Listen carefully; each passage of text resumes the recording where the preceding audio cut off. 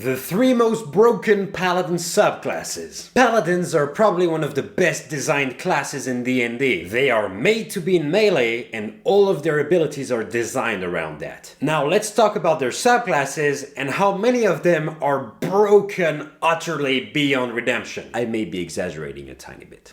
At number 3, we have the Oath of Conquest. This oath gives you amazing crowd control abilities through fear and great offensive options. With maxed charisma, you can easily lock multiple opponents into place, even more so if you have another ally which specializes into fear, and you can completely stop encounters in their track. On top of that, if they try to run away, you can smite them in the back, granted that is if they're able to move, and if they try to attack you, they take psychic damage because how dare they? Basically, no matter what they do, they're dead. Solid stuff. At number 2, we have the Oath of Redemption. It's one of my favorite Paladin's Oath with a big emphasis on non-combat options. Because of that, it's actually amazing at charisma abilities, makes you a great talker, and you're probably never gonna fail a persuasion check in your life. On top of that, you become a very strong tank with not much play around from the DM's part, as you can just absorb damage for other party members. And finally,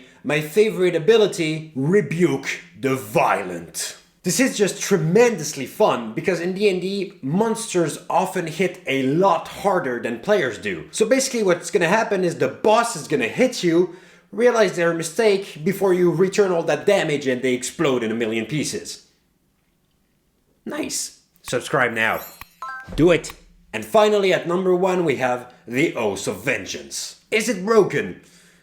Well, if your DM is a fan of using single big enemies, yeah. Basically, you get advantage on all attacks against that enemy, which doubles your chance to land a crit, meaning that when you do land a crit, you can just pour some insane smite damage and just erase the monster from existence. This is made worse with multi-classing, notably in Hexblade Warlock and other shenanigans, which allows you to just like pile in this insane smite damage, just vanish your enemies from the face of the earth. Having this subclass in a group means that the DM has to use multiple enemies in an encounter, otherwise you're just gonna trivialize it. Watch this video to learn how to make better D&D games.